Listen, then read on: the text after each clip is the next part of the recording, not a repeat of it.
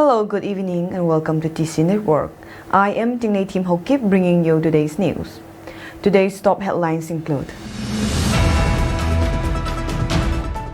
trade volume declines in Manipur due to phenomenal crisis, says GST.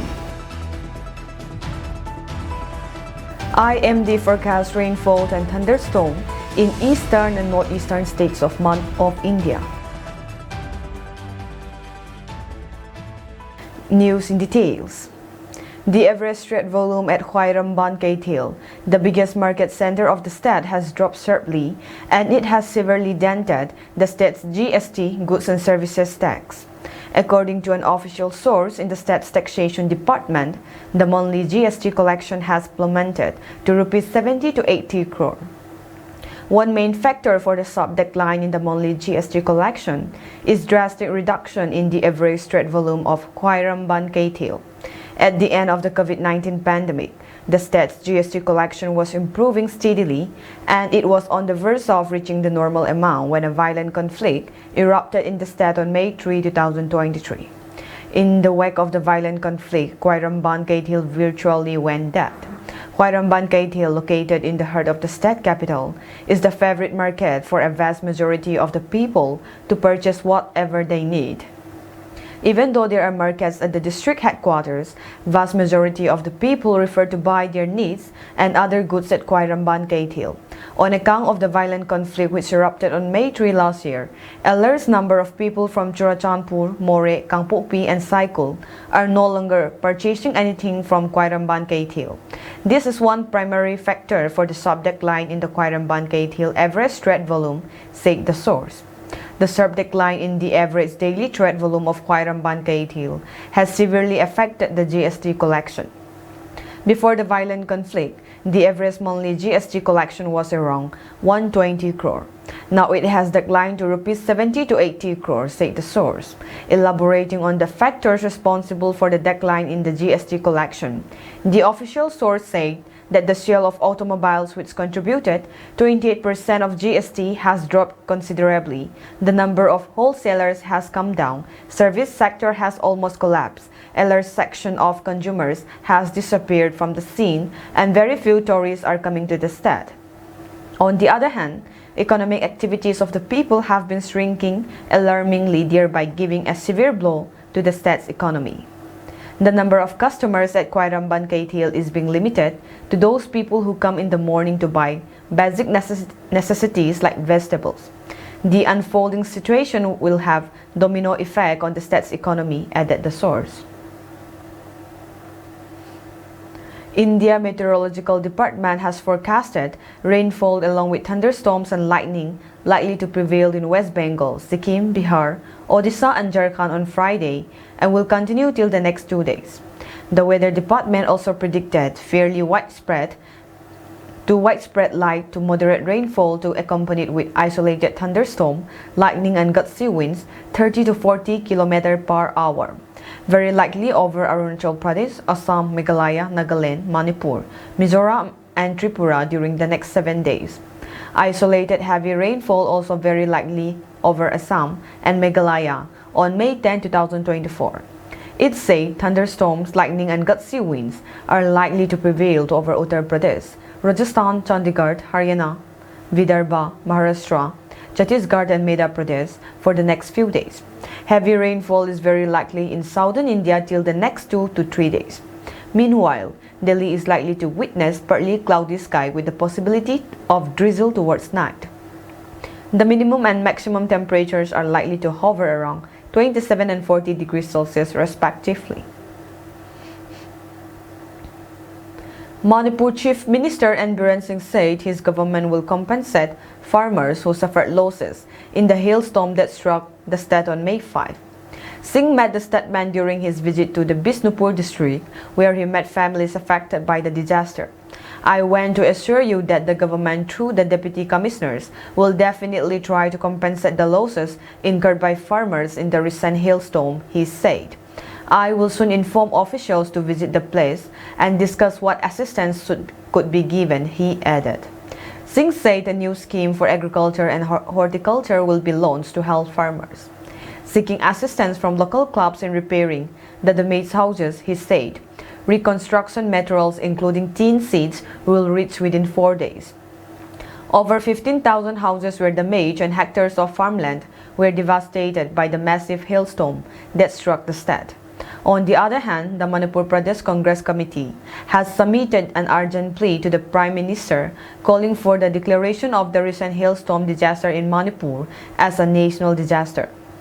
On May 5, 2024, unprecedented hailstorms accompanied by strong winds ravaged various parts of the state, causing extensive damage to thousands of homes and affecting numerous residents.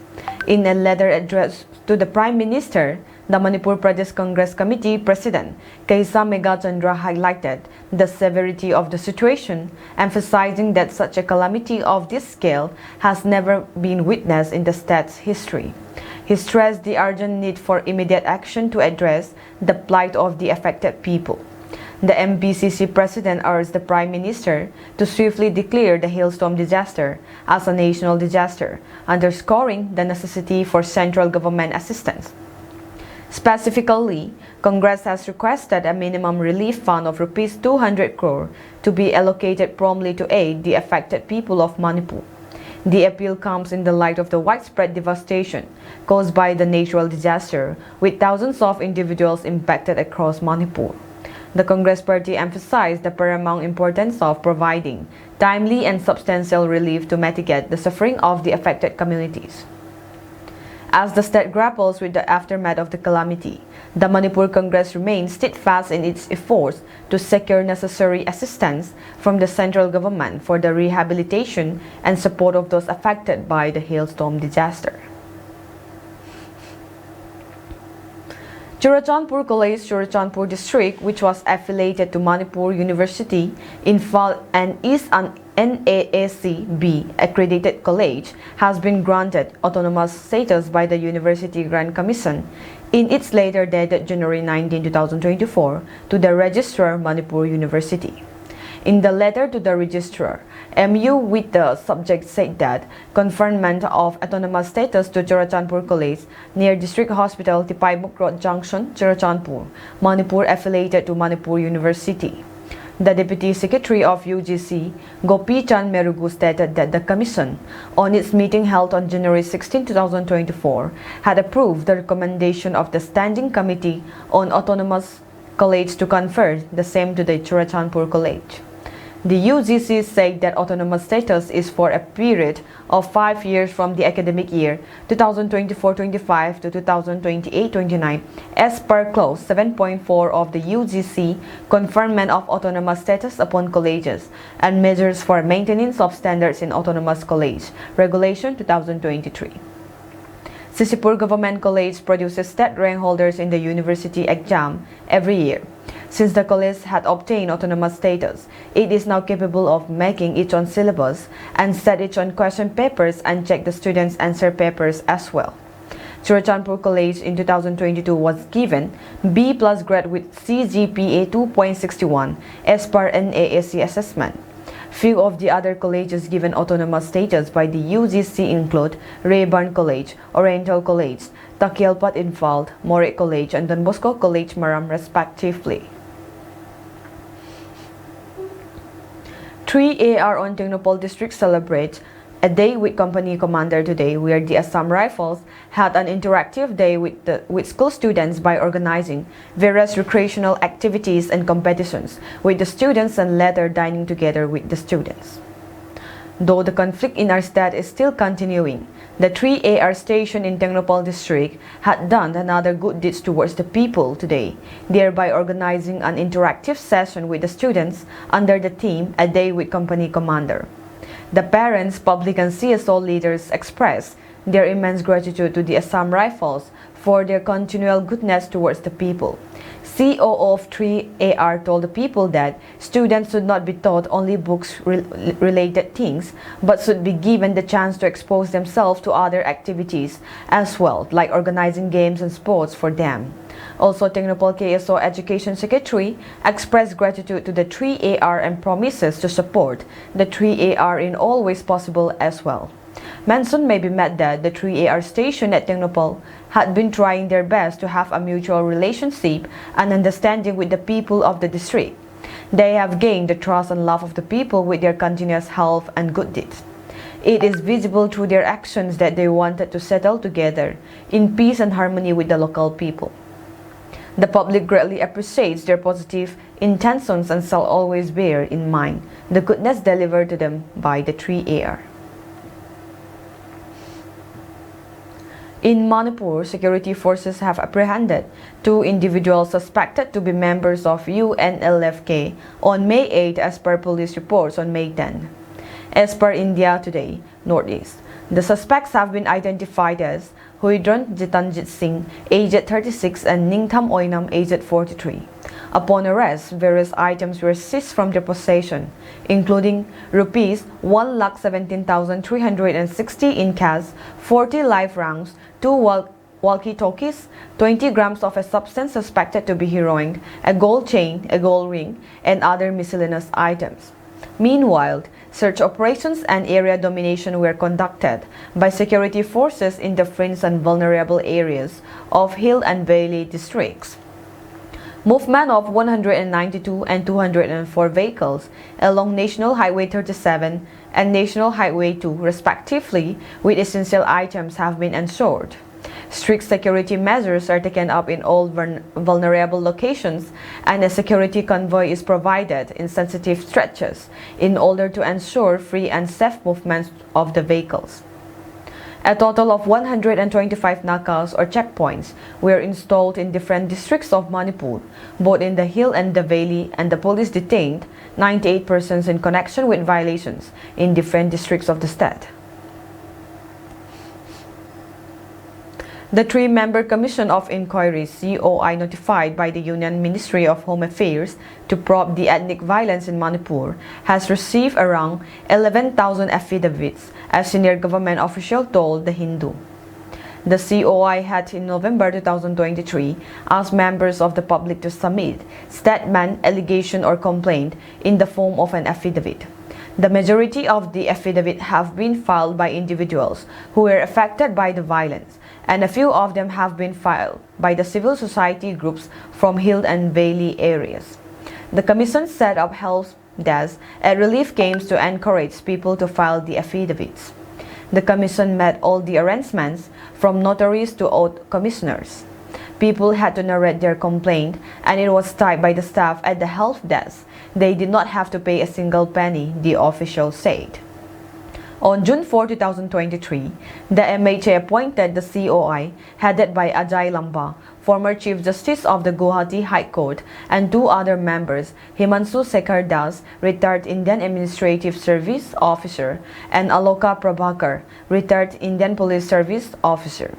The official said that the COI has examined all the affidavits received so far, and soon response would be sought from the Manipur government and the union government to questions pertaining to the violence and other related issues.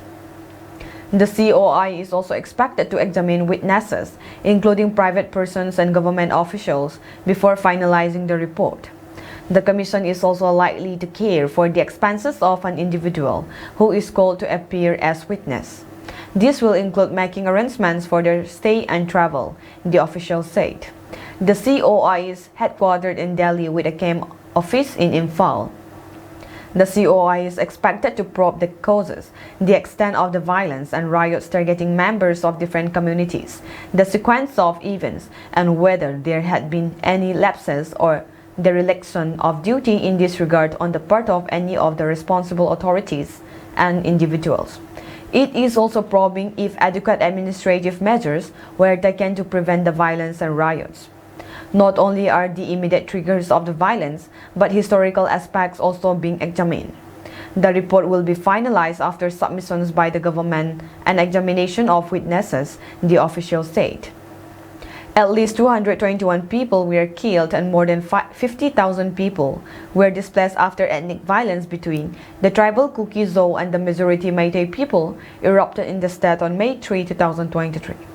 The violence that first started in Churachandpur after a tribal solidarity merged to protest the Manipur High Court's order to consider including the majority Meitei people in the scheduled tribe list soon spread to other areas of the state.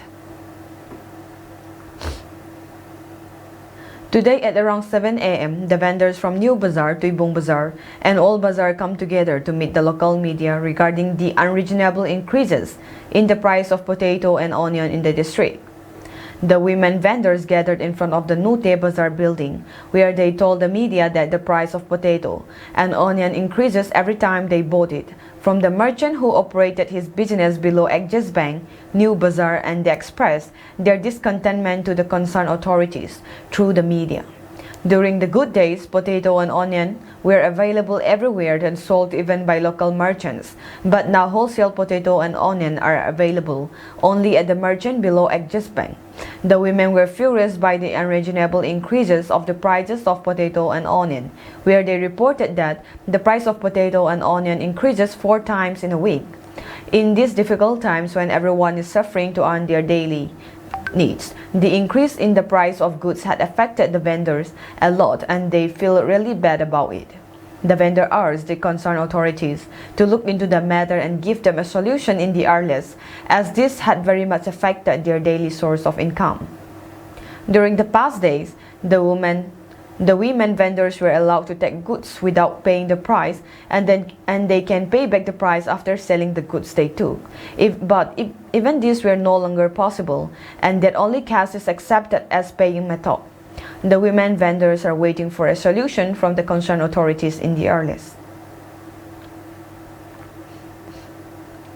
All Manipur Women Social Reformation and Development Samas, Nupi Samas, has revealed that ministers and bureaucrats of Manipur are found involved in sex rackets in Manipur and warned to stop such activities immediately.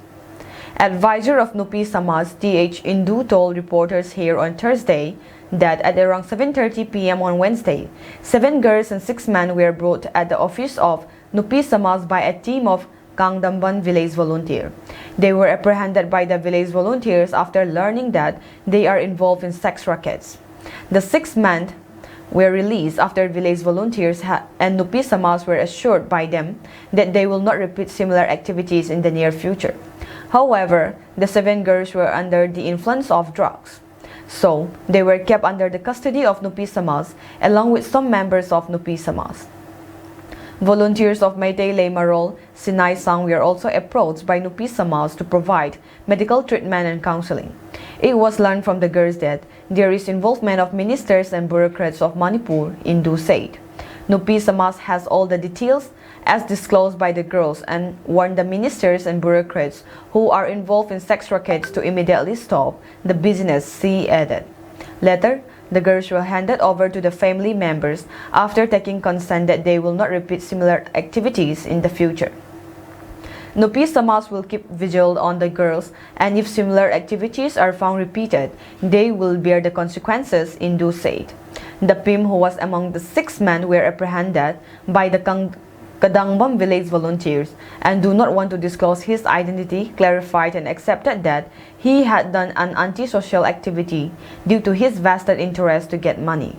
He assured that similar activities will not be repeated and he will accept any sort of punishment if he is found repeating similar activities. He is a beautician by profession and started the business of PIM about 2 months ago. He said that a person called him on Wednesday evening and he was asked that Kadangbam village volunteer wanted to meet him. He was interrogated by the village volunteers and based on his source, the said girls and men were picked up by the village volunteers and handed over to Nupi Samas. He said he contacted the girls who want financial assistance for their studies and other domestic needs and provided them to men. The PIM revealed that its girl is charged around rupees 5,000 to rupees 6,000 and he get commission of around rupees 1,000 to rupees 500. The Mizoram Bongsa Jor Association, or the Beef Seller Association of Mizoram, has issued a notice to all non-Mizo beef sellers in the state without authorization to immediately stop the business of selling beef. H. Lalming Thanga, president of the Mizo Bongsajor Association, stated that beef selling has been a traditional practice for many generations in Mizoram, and that non-Mizo or outsiders have recently been illegally involved in the business in many localities. The president of the association added that these outsiders are Muslims and those from Bihar who have entered the state of Mizoram with an inner line permit that only allow them to work at construction sites. Hence, their beef selling business is not authorized with the permit issued. Business by collaboration and lending their names to outsiders for business proprietorship, and that in many localities have even sold beef on Sunday, which is a sacred day of worshipping in the state. Furthermore, the association cited that this illegitimate business could lead to economic assimilation akin to those witnessed in neighboring states, and urged all the local Mijos collaborating with the outsiders to refrain from such associations for the long-term economic safety of the state.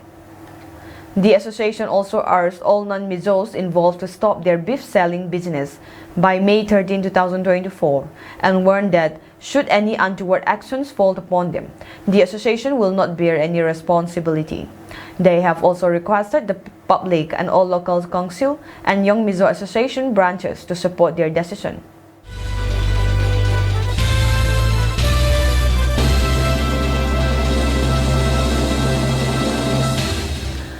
Union Home Minister Amit Shah claimed on Thursday that if the BJP comes to power, it will increase the reservation for SC, ST, and OBC and will end Muslim reservations.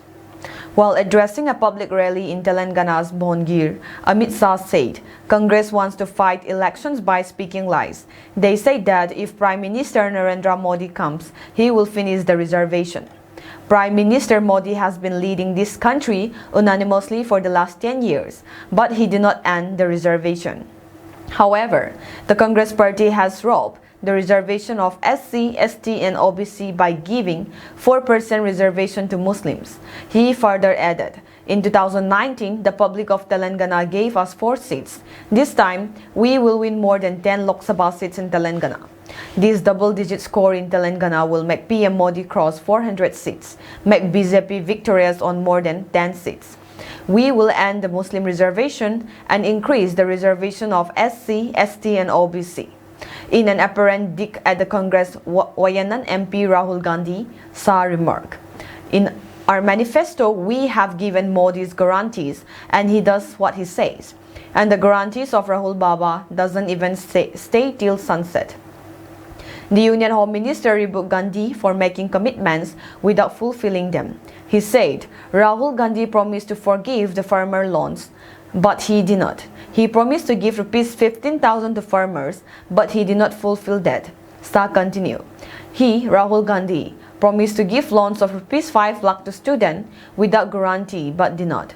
He did not give scooty to girl students as promised by him, and he did not open international schools in every taluka. The Congress does not fulfill its promises, while PM Modi ji fulfills every promises. Stepping up his criticism against the party, Amit Shah stated that the Congress party consistently fails to deliver on its promises. However, PM Modi says true to his word. He pointed out how the Grand Old Party obstructed the construction of Ram Mandir for 70 years, and in just 5 years, PM Modi won the case, conducted the Bhumi Pujan, and performed the Pran Pratishtha ceremony. PM Modi also revoked Article 370 to ensure that tricolor flies high in Kashmir forever, Shah said. The Union Home Minister meanwhile described the Congress Bharat Rashtra Samiti (BRS) and All India Majlis-e-Ittihadul Muslimin (AIMIM) as triumvirate of appeasement. These people oppose the Citizenship Amendment Act CAA. They want to run Telangana on the basis of Quran. They want to bring back triple talaq. They also boycott Pran Pratishtha ceremony, he said. Voting for all 17 seats in Telangana will take place on May 13 in the 4th phase of the ongoing Lok Sabha elections. The Supreme Court on Friday granted interim bail to Delhi Chief Minister Arvind Kejriwal till June 1 in connection with a money laundering case linked to the now scrapped Delhi liquor policy. He may walk out of Tihar jail today and has been asked to surrender to the prison authorities by June 2. According to the bail guidelines, Kejriwal cannot visit the Delhi Chief Minister's office and even the Delhi Secretariat. He has also been asked not to comment about the case or interact with any of the witnesses. A bench of Justices Sanjeev Khanna and Dipankar Datta pronounced the verdict after a brief hearing on an interim bail plea filed by Kejriwal. The plea filed by Kejriwal had challenged his arrest in the Delhi liquor policy case and the subsequent request for interim bail to enable his participation in campaigning for the ongoing Lok Sabha elections. The move is expected to boost AAP's electoral prospects as Kejriwal can campaign for the party in the ongoing Lok Sabha elections, particularly in Delhi and Punjab, where the party is in power. Delhi and Punjab will vote on May 25 and June 1, respectively. Kejriwal is presently lodged in Delhi's Tihar jail after he was arrested by the Enforcement Directorate on March 21. During the hearing, the Supreme Court bench asked Kejriwal to surrender on June 2. Let us not draw any parallel. He was arrested in March and the arrest could have been before or after. Now, after 21 days, there won't be any difference. On June 2, Arvind Kejriwal will surrender, the Supreme Court ruled. June 1 is the last day of the seventh phase of Lok Sabha elections. The votes will be counted on June 4. Advocate Abhishek Manu Singhvi, who represented Kejriwal during the hearing, asked the top court whether Kejriwal could get interim bail for June 5. To this, Justice Khanna replied, no. Solicitor General Tushar Mehta, who appeared for the ED, told the court that Kejriwal should not speak about the case and surrender on the date specified. Sadan Farasat, Kejriwal's lawyer, said efforts were being made to ensure the chief minister would be released from Tihar jail today itself. The interim bail is still June 1. He has to surrender on June 2. This has just been said orally.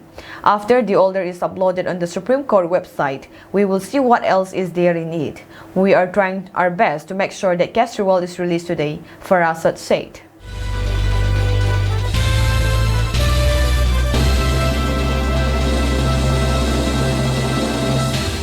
Police using pepper spray cleared a pro-police encampment at George Washington University and arrested dozens of demonstrators on Wednesday just as city officials were set to appear before hostile lawmakers in Congress to account for their handling of the weeks-long protests.